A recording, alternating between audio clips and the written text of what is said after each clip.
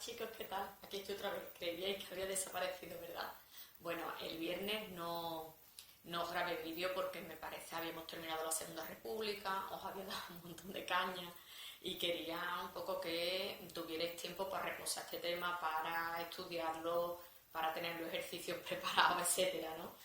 Porque, bueno, para terminar el tema está compuesto por la Segunda República y por la guerra civil, ¿no? Entonces digo, bueno, en vez de empezar la guerra civil a final de la semana, que va a ser un poco fuerte, digo, bueno, ya lo empiezo por la otra semana, aunque esta semana es más cortita. Entonces yo esta semana solamente voy a grabar 2 vídeos, hoy martes y el jueves por la mañana voy a grabar el siguiente, ¿vale? Nada más 2 clases esta semana y van a ir de la guerra civil. La guerra civil, que es un tema, bueno, apasionante totalmente y triste por las muertes, por la destrucción que va a traer el país y por los años de involución que va a traer, ¿no? Aún así, deciros un poquito cómo voy a organizar la guerra civil, porque es un tema, digo, apasionante, pero que es un tema que hay que organizarlo bien, porque si no nos perdemos, ¿de acuerdo? Ya sabéis, la guerra civil comienza en julio de 1936 y dura hasta 1939, nuestra guerra civil. ¿Cómo lo voy a dar? Bueno, voy a explicar primero un poco las causas que influyen, que animan a que estalle la guerra civil, los antecedentes, que casi ya lo hemos dado, los bandos que hay en la guerra civil, que esto es importante entenderlo. Después, la organización política que se produce durante la guerra civil en un bando y otro, porque claro, en plena guerra civil hay 2 bandos y cada bando tiene su organización política que hay que dar. Después vamos a dar, para no perderme tengo aquí una chuletilla, pues cómo fue vivir en la guerra y internacionalmente, pues si se nos apoya o no en esta guerra civil. Después el desarrollo ya, las fases, el desarrollo de este conflicto bélico y el final un poquito, las consecuencias de esta guerra civil. Claro, este asunto de la guerra civil, como veis, es largo, entonces yo esta semana voy a dar 2 clases, en esas 2 clases no voy a terminar la guerra civil, pero bueno, ya para la otra semana sí la termino, ¿de acuerdo? Deciros que, bueno, que vamos a un ritmo ideal, que a finales de mayo hemos terminado el temario, es evidente. Así que, bueno, por lo menos en Historia de España yo creo que vaya estupendamente. Siempre os digo, si tenéis dudas, vosotros me mandáis la duda por el correo y bueno, y yo la resuelvo. Sobre los deberes, yo ya os diré cuándo es la próxima entrega. Vosotros, mientras tanto, pues vais escuchando los vídeos, vais haciendo personalmente los deberes que yo os mando y yo ya os pido la entrega cuando tenga que pedirla, ¿vale? Vale, que yo la pediré cuando termine la guerra civil, de explicarla. Bueno, pues vamos a comenzar la guerra civil y vamos a comenzar un poquito dando las causas que influyen, que animan al estallido de la guerra civil, ¿no? Que hay causas nacionales y evidentemente circunstancias internacionales que también animan. Para ello, pues yo he hecho un PowerPoint que tenéis colgado de la guerra civil en el tema, que es muy interesante y que yo me voy a basar en él para explicar la guerra civil, ¿no? Voy por aquí, vamos a ver si se ve bien. Si no se ve bien, pues bueno, dentro de lo que cabe, no pasa nada, porque lo tenéis colgado, pero vamos a hacer un esfuercito. Bueno, esto es una imagen súper famosa de la Guerra Civil Española. Hay muchísimas fotografías, imágenes, que por cierto en el material complementario del tema os lo he puesto y ya os pediré que la veáis, pero bueno, al final, ¿no? Del tema. Y vamos a empezar con las causas que influyen en la guerra civil, que podría ser la pregunta A, ¿no? De este asunto. Y es que hay causas nacionales, circunstancias nacionales que influyen en el estallido de la guerra civil y circunstancias internacionales. Circunstancias nacionales que influyen, o causas nacionales, o causas internas, esto que estáis viendo aquí, como la inestabilidad de la República y cómo en la Segunda República cada vez era más claro y más radical el enfrentamiento de partidos de derecha y partidos de izquierda. Polos que no se ponían de acuerdo, que no se sentaban a solucionar problemas, y ambos, con su radicalismo, pues claro que influye en que no se asentara de manera permanente la República, las posturas cada vez más radicales, con tintes belicistas, ¿de acuerdo? Aunque siempre tenemos que tener en mente que hay un partido, el Frente Popular, que está en el gobierno legalmente, ¿de acuerdo? Bien. Después, claro, otras circunstancias internas. Había problemas que España había acarreado desde el siglo XVIII, XIX y que no se habían solucionado. Problemas sociales, problemas económicos, ya sabéis, la deuda de Hacienda, el analfabetismo, las grandes diferencias sociales. Que digo, estos problemas siempre habían existido, no se habían solucionado y esto no influía positivamente en el país. Bueno, aquí tenéis los dos problemas internos. Y evidentemente también había, aquí tenéis esa sociedad enfrentada, polarizada, radical que hemos explicado. Después había también una circunstancia, por qué no decirlo, internacional que influía. Y es que internacionalmente, como estáis viendo aquí, pues había ideologías, posturas también radicales contrapuestas. Por un lado, ya sabéis, los fascismos, recordad Hitler o Mussolini, frente a las democracias, incluso más radical todavía, el comunismo, ¿de acuerdo? Bueno, ese radicalismo no ayudaba tampoco a nivel nacional. Bueno, esas son las causas que animaron, influyeron en el estallido de la Guerra Civil. Y ahora tenemos algo muy importante. Los antecedentes de la Guerra Civil, que lo estuvimos explicando un poquito el otro día, ¿de acuerdo? Y que, bueno, no me importa, que podría ser la pregunta B, que son los antecedentes, los hechos que se produjeron inmediatamente anteriores a que estallara la Guerra Civil. Ya sabéis que en febrero de 1936, tras unas elecciones limpias, había triunfado los partidos de izquierda agrupados en lo que se llamaba el Frente Popular. Y nada más que triunfa, pues se empieza a organizar por parte de ciertos cargos militares el golpe de Estado. Ese golpe de Estado que, como yo os dije, evidentemente estaban más que informados y era ese golpe de Estado apoyado por partidos de derecha. Cuando hablo de partidos de derecha, estoy hablando de la CEDA, estoy hablando de los carlistas, de la Falange, ¿de acuerdo? ¿Quién organizó este golpe de Estado? Bueno, fue encabezado por el general Sanjurjo desde Portugal y fue organizado por diferentes militares. Intervinieron Mola, general Mola, que se supone que era la cabeza intelectual de ese golpe de Estado, el que iba a preparar un poco la estructura, y también había militares muy preparados como Franco, ¿de acuerdo? Que estaba en la reserva con el ejército africanista en África, era uno de los mejores preparados para dirigir, para incorporarse a ese golpe de Estado si era necesario, como fue. ¿Cuál era ese golpe? ¿Cómo se había organizado ese golpe de Estado? Pues ese golpe de Estado iba a ser un pronunciamiento, un golpe de Estado simultáneo en varias guarniciones militares, una acción rápida.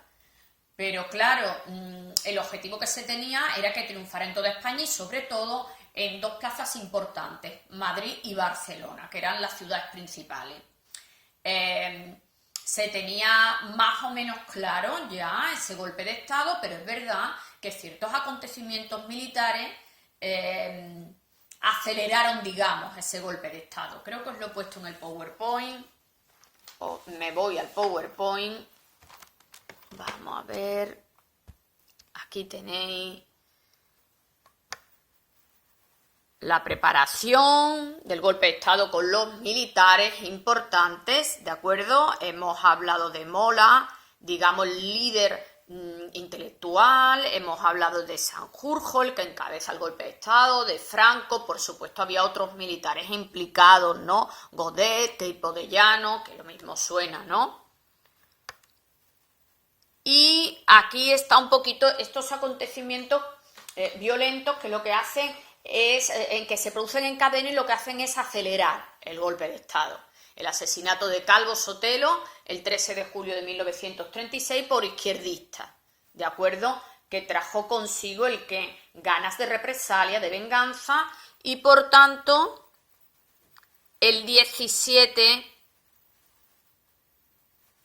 o sea, el teniente Castillo es asesinado en represalia por la ultraderecha. Y ya directamente esos acontecimientos violentos traen consigo el qué, pues que comience el golpe de Estado.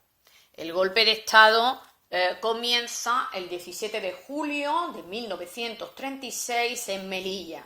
Se hace ese golpe de Estado rápidamente, al día siguiente, al 18, ya había triunfado en todo el protectorado y entró del protectorado de Marruecos, y enseguida en ese mismo día se extiende por la península.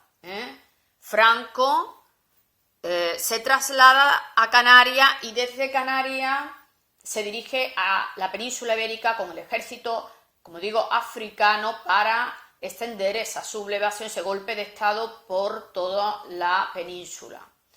¿Qué ocurre? Pues que no van a ir las cosas como los golpistas pensaban, no van a triunfar en toda España y menos en las dos plazas que querían, en Madrid y Barcelona, que no triunfaron, ¿de acuerdo? Y claro, en ese sentido, los sublevados, como vemos, que viene aquí de color azul, triunfan en ciertas zonas, pero no en todas las zonas, ni en Madrid ni en Barcelona, que era lo que más le interesaba, que eran las ciudades industriales más importantes. Claro, ¿qué ocurre? El pronunciamiento del golpe de Estado no había triunfado, aunque tampoco había podido ser sofocado por el gobierno. Esto desembocó en la guerra civil, que comienza en julio del 36 y va a durar hasta 1939. Si ese golpe de Estado hubiera triunfado, pues a lo mejor no se produce seguro la guerra civil, pero como no triunfó, por eso se produce esa guerra civil o enfrentamiento. Que ahora vamos a comentar y vamos a la pregunta. Aquí tenéis esta fotografía muy curiosa que es una manifestación de júbilo popular en Madrid, en la Puerta del Sol, al no triunfar ese golpe de Estado. Pero como digo, ese no triunfo del golpe de Estado hizo que se dividiera la península en dos bandos y comenzara la guerra civil. Y ya tenemos la pregunta C, que son los bandos en la guerra civil. Y esto tiene que quedar muy claro.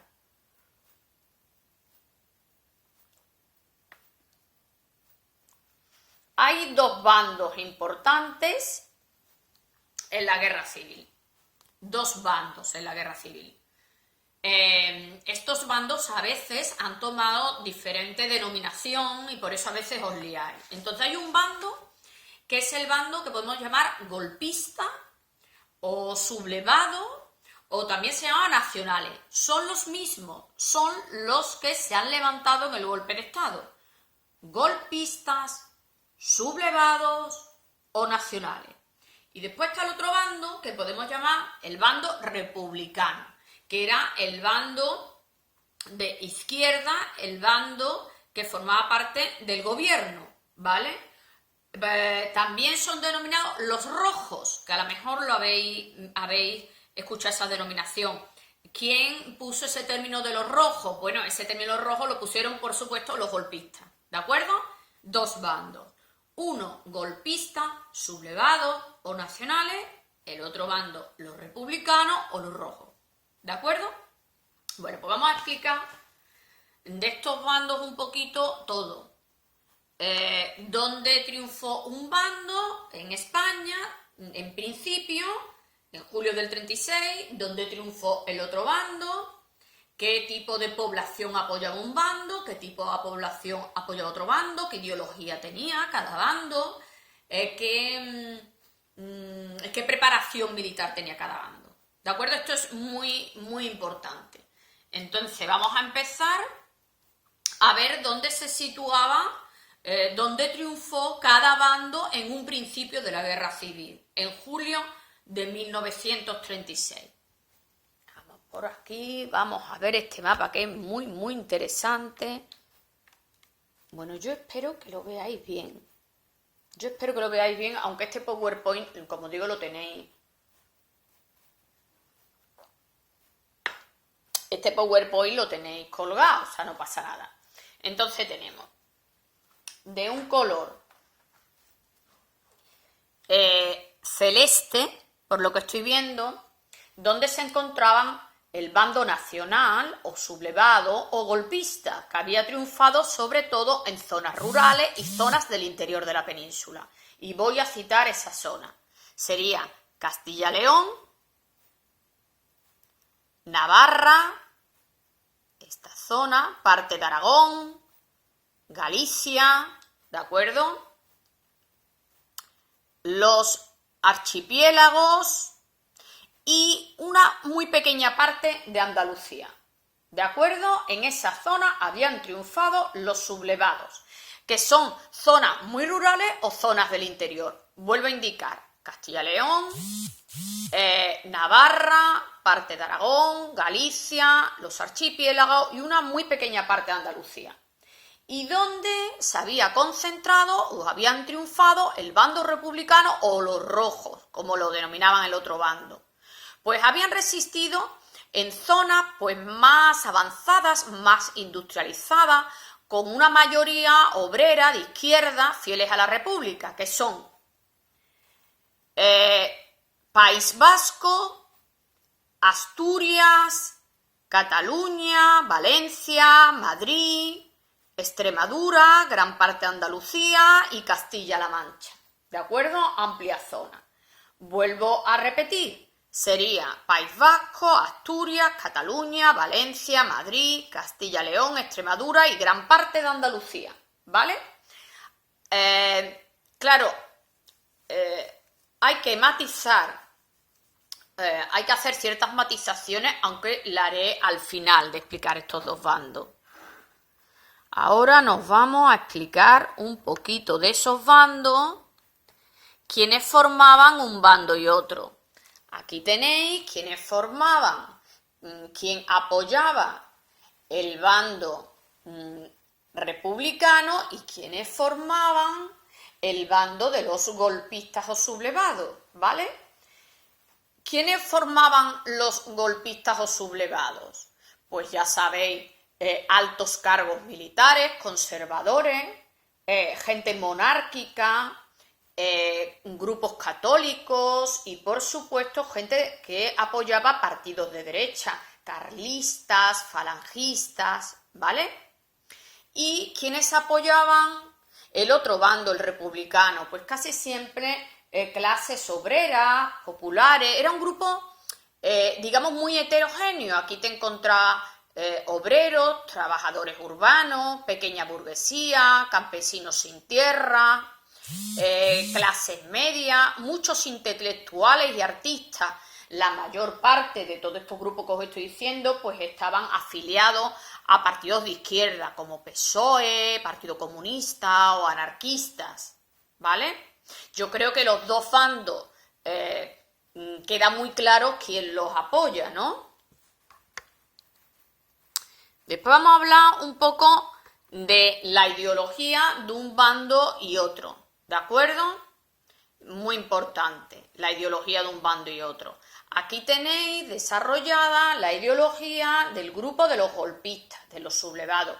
Era un grupo más homogéneo en ideas, estaban más de acuerdo en las ideas, menos divididos, ¿de acuerdo? Ellos tenían claro dos ideas, apoyaban el catolicismo y apoyaban el ideas nacionales, es decir, defender la unidad de España. Estas dos ideas eran comunes en este grupo, ¿de acuerdo?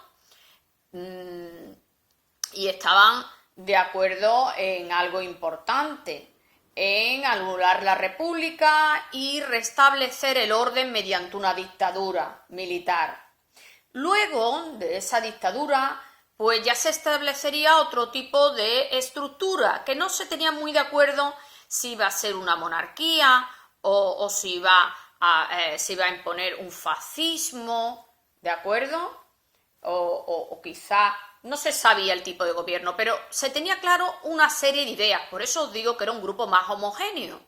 1, defender la unidad de España. 2, el catolicismo. Y 3, que para imponer el orden al principio había que poner una dictadura militar.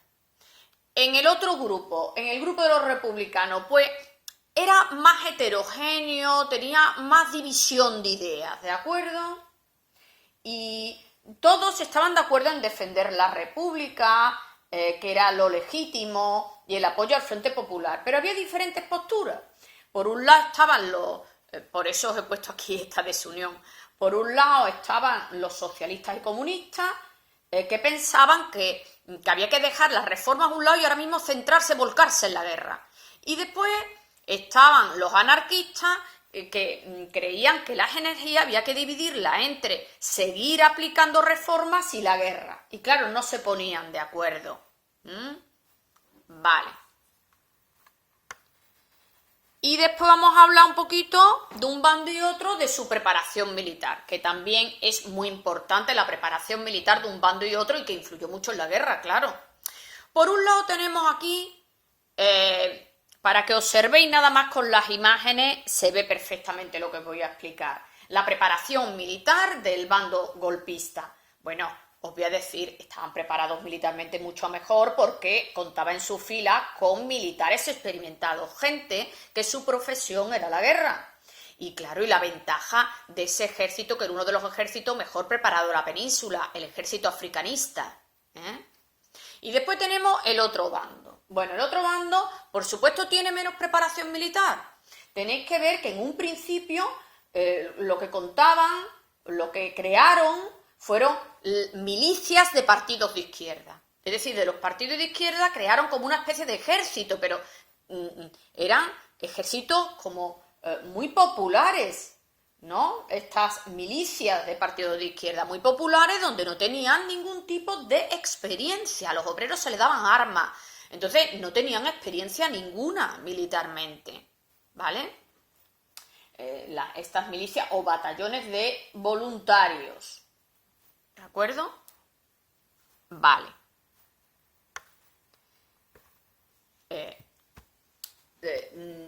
Tras terminar esta pregunta, que explicar los bandos, quería indicaros algo que es muy curioso. Normalmente tenemos una visión como muy romántica de la guerra, de dos bandos. Si eres de derecha, ibas a un bando. Si eras de izquierda, ibas a otro bando. Pero las cosas, después la realidad no eran así. Mucha gente se veía un poquito encerrada en el bando que le pillara y tenían que luchar por ese bando, aunque ideológicamente a lo mejor no lo compartían. O incluso otros luchaban en el bando que les tocaba y no tenían ideología ninguna. Eso pasaba.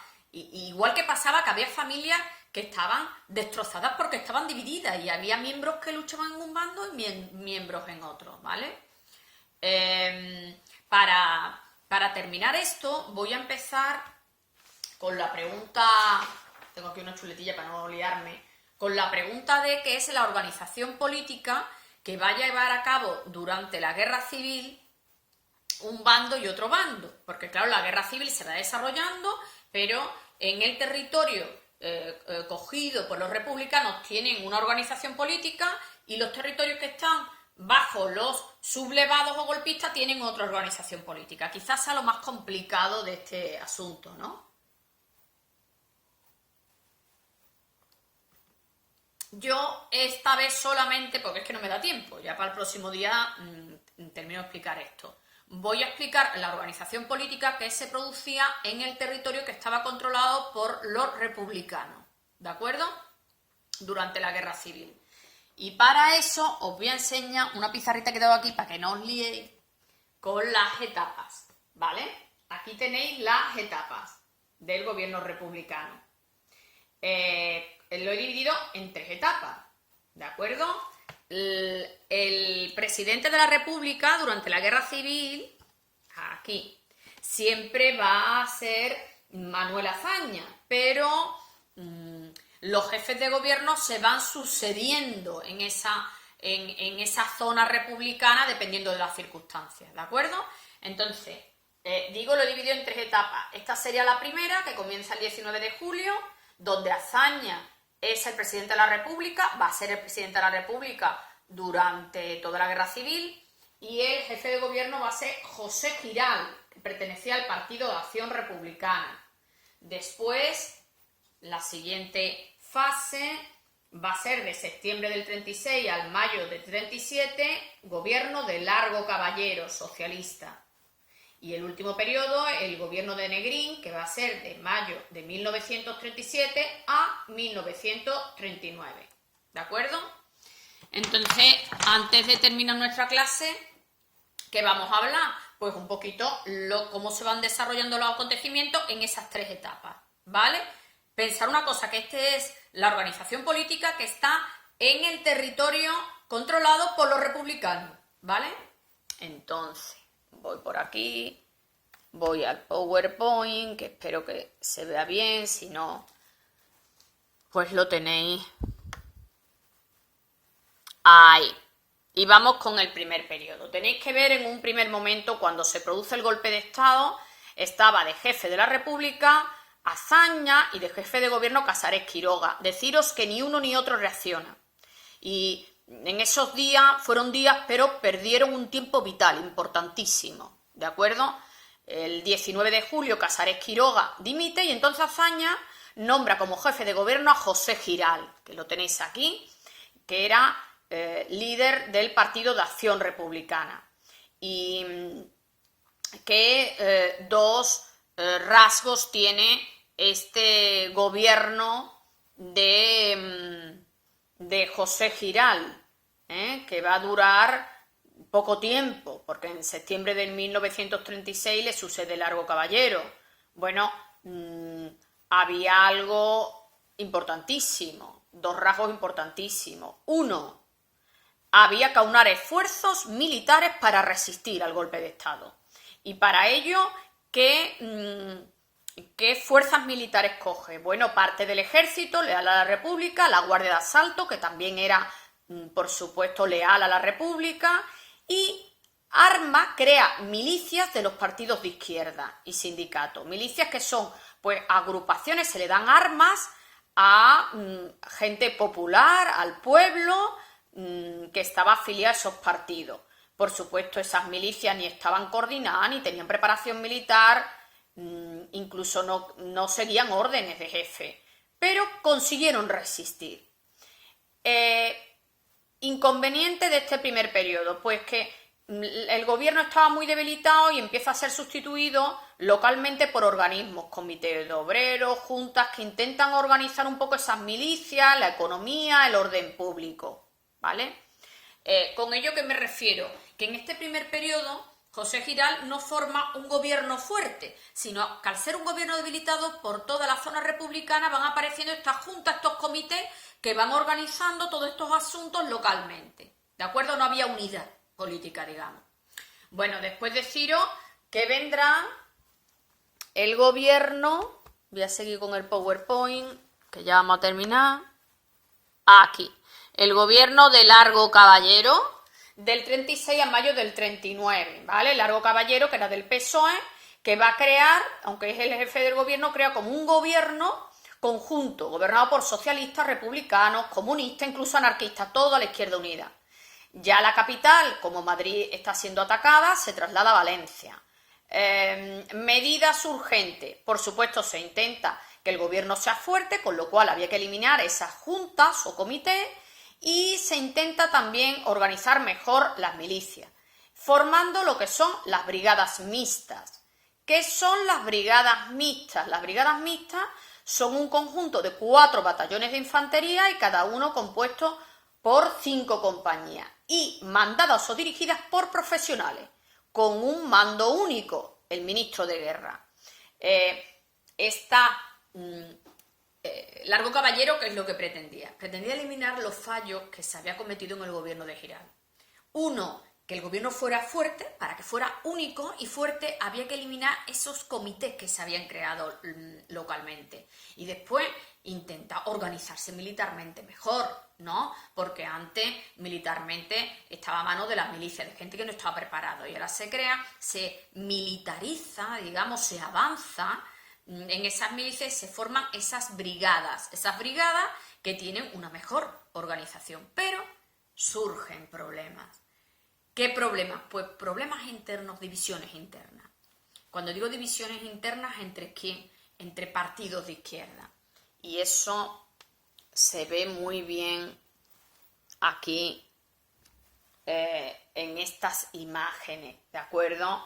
Estos son los enfrentamientos en las calles de Barcelona entre la CNT y la UGT, que trajo lo que se llamó los hechos de mayo y que indica claramente el enfrentamiento que había dentro de los partidos de izquierda, en este caso, como digo, entre la CNT y la UGT.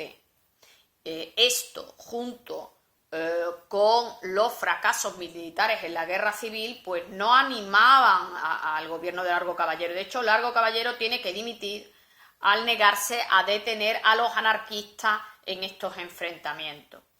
Y Manuel Azaña pues nombra como jefe de gobierno a Negrín, y comienza Negrín, que era del PSOE. Comienza el gobierno de Negrín de mayo del 37 al 39. Y con ello ya aquí tenéis a Negrín. Y él va a formar un gobierno con partidos políticos, con partidos de izquierda del Frente Popular, pero elimina de este gobierno a UGT y CNT, ¿vale? Que habían traído esos enfrentamientos en las calles de Barcelona. Objetivo: resistir, esfuerzo militar, incluso más poder central. Negrín, bueno, la sede se va a pasar de Valencia, que ya no era segura, a Barcelona.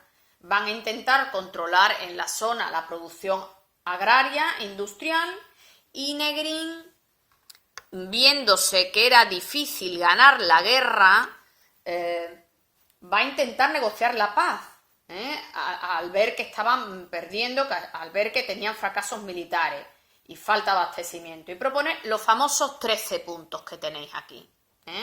Bueno, yo os resumo esos 13 puntos que indicaban el cese de la lucha, el mantenimiento de la república, elecciones democráticas. Va a intentar pactar con el otro bando. Por supuesto, la respuesta de Franco va a ser que no estaba de acuerdo y que quería una rendición sin condiciones. Bueno, la pérdida ya de Cataluña evidenciaba que este gobierno de Negrín no llevaba a nada y que iban a directamente a fracasar en la guerra civil el bando republicano. Hasta aquí he llegado hoy. Ya el jueves os colgaré parte de esta clase de la guerra civil. Adiós.